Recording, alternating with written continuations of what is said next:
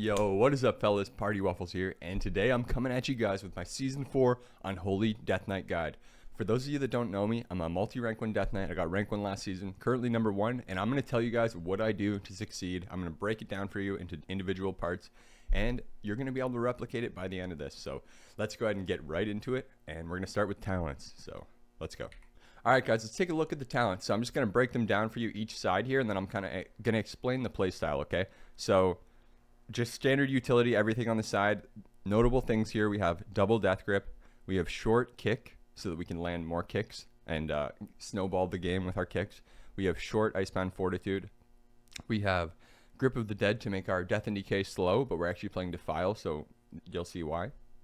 Obviously we have anti-magic shell, all the standard stuff, right? We have wraith walk. So in my last guide you might have seen we went down this route instead, right? But we basically dropped all these talents just for more utility. So just by losing this alone, we get Wraith Walk, we get Unholy Endurance, we can have this for more anti-magic shell, stuff like that. But this is the left side, okay? It's just a lot of utility, everything like that, nothing crazy.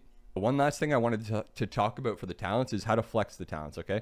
So say you're fighting something and they have no magic at all right? They have 0 magic and you're not going to get any value out of this talent or this talent.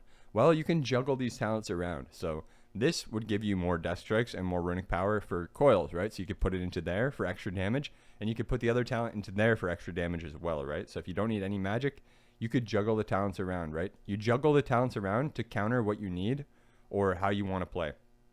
Because these are all just utility choices. Like, say you don't want this utility and you like this for the extra movement speed. Any of these utility abilities here, like this one if you're not fighting any physical, any of the just utility abilities, you can juggle around to counter whatever you're fighting, okay? So that's important. You can do that as well. Or you can just leave it on a baseline like I do, where this counters kind of everything, right? Like this is good into magic, this is good into physical. That way, no matter what, you always have the talents you need for what you're fighting. So that's one way to do it too, which is good, and you can probably just do that. Now the right side. So basically this build we're playing is, it's the dot build essentially, but instead of playing Even Fever for like full dot, I'm playing Bursting Swords, okay? So it's kind of like a hybrid dot Bursting Swords build. So you have a lot of dot damage and cleave, and you also have some single target damage as well with the Bursting Swords, but also a shit ton of cleave. So let's take a look at the talents here. Nothing crazy, right? It's just Unholy Assault, Super Strain. If you guys have seen any of my guides before, you may have seen this. This is just the hybrid build. So how this build's going to work, I'll explain the playstyle a little bit right now. So it's basically just, the gist of this build is you're keeping your dots on everybody. You're trying to keep your coil up for your Coil of Devastation. And then that's pretty much it, right? You're going to put your wounds on everybody. You're going to grip them into your Defile, which is going to be slowing them with Grip of the Dead. And you're just going to keep, and you have 2 grips. So you're just going to put your wounds up. You're going to grip them in, Defile, cleave the wounds with your Scourge Strike, because when you're in Defile, cleaving strikes is going to make your Scourge Strike hit everybody. Well, not everybody, but 7 people, so essentially everybody. Basically, the only time I'm going to change the talents on the right side is if I wanted to play Ebon Fever instead of Bursting Swords. So when I would play this is if I'm never going to have anyone stacked up ever where I can cleave with the Bursting Swords, or it's going to be like a mana game, right, where I'm just going to win on mana. Those are pretty much the only scenarios where I'm going to use Even Fever, but a lot of people like to play this, so yeah, there is scenarios where you could play that, which I just described, so definitely try to incorporate that into your gameplay too if you can. So the PvP talents that I have standard right now is Necro Bargain, a Doom Burst, and Necrotic Wounds, okay? So let me break these down for you. So Necrotic Wounds, I never ever change this talent ever. It's a healing absorb that you put on, a stacking healing absorb that goes on the target, and it also heals you, okay? This is basically like baseline, so I'm never changing this, you're never changing this. That's pretty much the way it is. Doom Burst, so this is going to make your death coils burst wounds on 2 potential targets, okay? So this is going to be high value. You're going to want to be cleaving this as well in your death and decay. Bursting wounds on multiple people. When the wounds burst, they hit the target near them as well. So you want to be cleaving this as much as possible and trying to play around it. It's also a really valuable slow because you don't have to choose between pressing Chains of Ice and pressing damage. You just press the damage and you get the slow with it at the same time. So it's really nice. Necro Bargain. So HP pools are a lot bigger right now. This gives you a Crypt Fever, which deals 8% of the target's maximum health and shadow damage over 4 seconds whenever they're healed. So the Crypt Fever is nice. The wound application, The necrotic wound application for just bursting this on a 30-second cooldown is really nice. The huge initial hit of damage is really nice. It's just a really nice talent all around, even with the Maguses too from the tier set. So let's go ahead and look through all the rest of them. Life and Death, don't worry about this. You're never playing this in Arena. Possibly in an RBG setting or a BG, you could play this though. Dark Sim.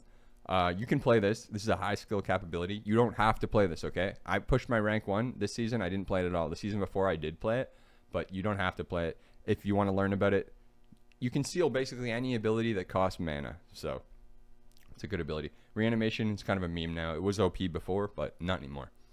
Necrotic Aura. If I have a full magic team, sometimes I'll play this, but not really right now. I'll show you the only variation I really use right now.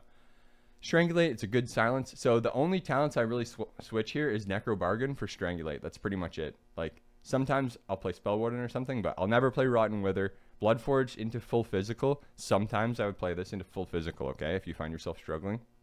Or Spell Warden. You can basically give your AMS to your teammate. So this is really nice if you're never going to need your AMS or anything like that. You can use it to save your teammate. So this is the only talent I'm flexing though, okay? The first one right here. This is my flex talent. So for me, it's going to look like this or it's going to look like this. I don't really play Spell Warden that much or ever, barely, and I don't really play Bloodforge. So this is pretty much what you're going to see with me. But sometimes I will play those. So there is uses for them, okay? They have uses. So that's the PvP talents and the talents though. So let's take a look at gearing here, okay? So as far as gear goes, you have your Honor gear, you have your World PvP gear, the Hellbloom set, and then you have your Conquest gear. Obviously, the Conquest is going to be the best, so you're going to try to get full Conquest gear, okay? Which is just from your PvP, from your Conquest points. And then after your Conquest gear, we're going to have a tier set, all right? So for this season for Death Knight, I don't think 4 set is worth it because you just lose a lot of versatility, and our 4 set's just not that good. Even last season, people were dropping the 4 set. So what I would do if I was you is just go the 2 set of tier and the rest PvP gear. So for the 2 set, what we're going to do is I went for the legs and the shoulders, okay? Because they both have haste and mastery. We have a lot of versatility, so my logic here was that I can drop a little bit of versatility for some haste mastery for more damage. If you didn't want to do that and you wanted to go just verse mastery or haste, I think the gloves are haste mastery. So you could go legs and gloves if you wanted. Sorry, I think the gloves are haste versed. So you could go legs and gloves if you wanted a little bit more verse, if you didn't want to drop the verse from the shoulders. But with the tier, we're going to go 2 set, right? So me, shoulders, legs, or you could go legs, gloves. Other than that, we have weapon, right? So for weapon, there's a couple options. There is the legendary axe. If you have it, you can upgrade that. There's the Hellbloom weapon from the World PvP. And then there is the Conquest weapon, which you're just going to buy. The Conquest weapon and the legendary weapon are going to be BIS in my opinion. But there's one other weapon that's from one of the new PvE vendors that you get for the bronze bullions. And it basically, when you auto attack, it has a chance to swing again. That sword might end up being good because you can upgrade it. You just buy it from the vendor for 2 billions. But if it ends up being good, I'll tell you guys more about it later. So in terms of your trinket, your trinkets for Unholy, you're going to be using this trinket for Unholy, okay? We don't want the unused trinket because Unholy has a lot of consistent damage. So that's the trinket, that's the weapon, that's the tier set, and that's the normal gear. Let's go over enchants now, okay? So gems and enchants. Again, you're just going to want your gems to align with the stat priority that I just told you, right? Which is going to be verse, mastery, haste, crit. So what I like to do is get around 20. These are my out of PvP stats, right? But what I like to do is get around 20% haste and then just get a huge chunk of mastery and around 40 verse probably this season. So that's what I'm liking so far. The next thing we're going to cover here is enchants, okay? So, but yeah, just get the gems that align with the stats that I just told you. Here, these are the ones I'm using. Zen Nelthorite. For crafted items, we're going to be crafting, I don't have them crafted on the CK yet, but what we're going to be crafting is the boots that come with the use effect they already have, so you don't need to add a special embellishment. We're just going to craft the same boots from the last 3 seasons. And then we're going to craft the chest, okay? We're going to craft the chest with either the blue silken embellishment where you get mastery above 90% HP, or verdant conduit. But I think I'm going to go with the mastery above 90% HP one because that's what I did on my other DK. And DK feels a lot tankier and we're not getting tunneled. So I actually have high HP a lot of the time to actually get that mastery from that embellishment. So there's all those. So let's go over enchants really quickly then. So Cloak is going to be homebound speed. Chest is going to be sustained strength or waking stats if you want a little bit more stats, but sustained strength is going to give you some HP, which I like to deter people from hitting me, because the less people hitting me, the more I can do. Bracer is just going to be 200 plus speed. Belt, I don't have it on this DK yet, but it's going to be the shadowed belt clasp. That's what you're going to put on your belt.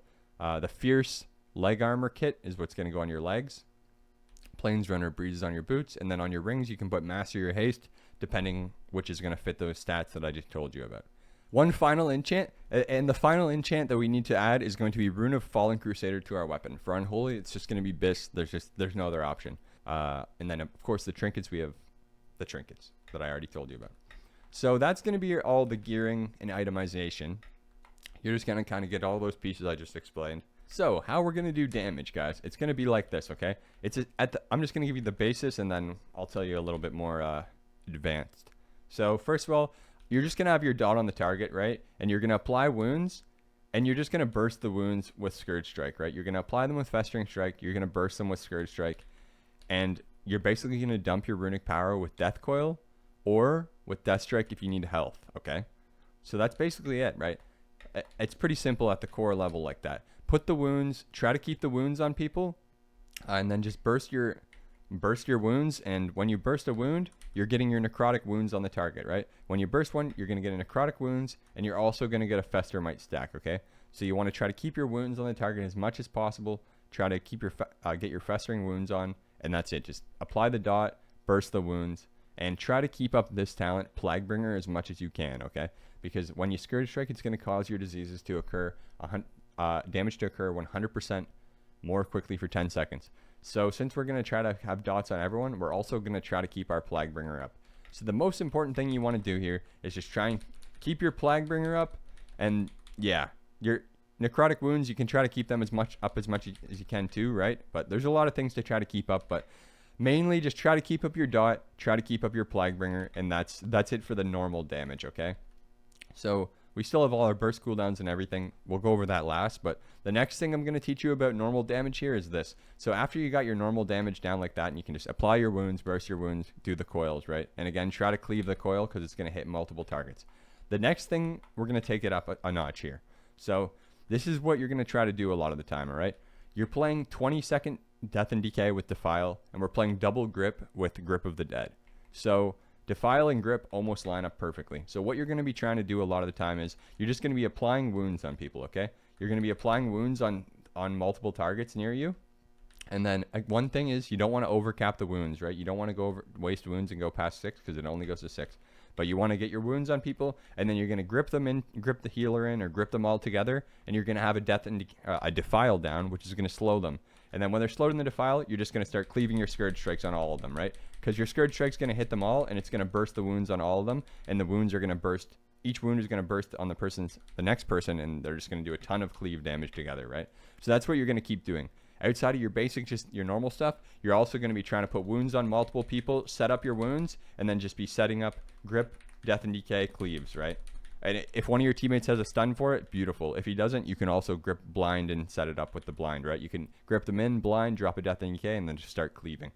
So you want to be cleaving your Death Coils as much as possible. You want to be cleaving your Scourge Strikes as much as possible while keeping your dot on people, okay? And that's pretty much the gist of it. Outside of that, it's pretty much, it comes down to burst, right? Your burst rotation is pretty much the only other thing. So my burst rotation in the opener, honestly, it depends on the game. Sometimes when I'm running at them, sometimes I'll pop Army when I'm running, and I'll pop Unholy Blight while I'm running first global. Like, say, this guy's this far away, right? And I'm all the way over here. I'll pop my Army here, I'll pop my Unholy Blight here, and then I'll drop a Defile because the Defile's a slow, okay? So that way, I got my Army out, I got my Unholy Blight out, and they're all slowed in place with the Defile so I can connect. Not only does the Defile slow them, but it also can apply wounds to them as well, right? With every tick, it has a chance to apply wounds. So yeah, so basically the gist of the burst rotation is just get your CDs out while you're running over, right? You can get them out while you're running over and drop a Defile. If you have time to drop the Defile, keep them in place, it's nice. But if you don't, it's okay. And then, so you get your CDs out, you'll connect, you have everything out. And then when you connect, you can just drop an Unholy Assault, Apocalypse, just basically get all your cooldowns out, get a Defile down, and just try to get everything stacked up in the Defile and be cleaving, right? Like, it all comes back to the cleaving and the Defile. But again, the burst rotation, is different for me some games, but I'll just give you one that you can do every time until you figure out the variances yourself. So when I'm running at them, I'll press Army, I'll press Unholy Blight, and I'll press Dark Transformation. 3 globals that I can press while I'm not even connected yet. As soon as I connect, I'll drop the Unholy Assault, Apocalypse, and then probably an A-Bomb Limb, grip the healer into either a stun blind or into just a blind, and just, yeah. So that's it, right? You just figure out the ways to get them all stacked with everything going. In terms of your CC, this is what I like to do in the opener. Ramp up with all the globals I just said to you and get connected. Once you're connected with everything going, grip the healer in on top, stun the healer on the cleave of the big pile of cleave that you have, and then you can, if you're playing silence, you can silence him out of the stun, and then there you go, right? Another use for your blind, you can use it defensively. If the enemy comes in and they pop all their cooldowns on you, you can counter blind them on all their cooldowns, drop your Defile, drop your Unholy Blight, and just start doing your stuff, right? But do not underestimate how important it is to pre-apply your wounds, okay? Like a lot of the time, I'll be in there fighting and I'm just pre-applying wounds, right? Like it might look like I'm not doing damage yet or anything, but it's just because I'm setting up. If you guys have ever done Unholy Mythic Plus, that's kind of how it was, especially in BFA. You would just put a shit ton of wounds on everything, and then you would drop the D&D and start cleaving, right? So it's kind of the same in PvP. And so if you do that, you're going to do a lot of damage. A lot of people come to me on stream and they say, oh, Unholy does no damage. If you're playing Unholy and you're doing no damage, it's because you're missing the cleave part, right? You're missing the whole cleave aspect of it. You might just be like hitting one person, you got your dot on them, and you know what I mean? You're putting your wounds on that person and you're bursting your wounds. You're dropping your coils, right? But you're only hitting one target, so it doesn't seem like you're doing that much. Because everything Unholy has cleaves pretty much, like your coils, your doom burst, everything. So you really want to make sure you take advantage of that. One other notable thing here I'm going to make a mention is Epidemic. A lot of people don't know how to use Epidemic in PvP. So in Arena or Solo Shuffle or anything like that, you're not using Epidemic for damage, all right? If you're using Epidemic, it's to stop someone from getting out of combat, to stop a drink, to potentially keep your Death Rot stacks up on the target through the wall. But it's not for damage. So, yes, just in case you guys were wondering about that one. Again, this gameplay, so everything I just explained, I know it might seem like a lot to take in, but once you get it down, it's kind of like the same every time, you know? And one thing that you can do to help yourself is I stream live on Twitch, twitch.tv/PartyWafflesX, 5 days a week, full time, okay? So you can come to my stream, ask me any questions, and you can basically just watch this guide and then watch the solo shuffles, what I do to fill in the gap, and you can essentially replicate what I'm doing, right? So I actually just 6-0'd a solo shuffle to #1. I'm going to make a YouTube video about that probably after this one, just so that you guys can see this gameplay in action on the YouTube.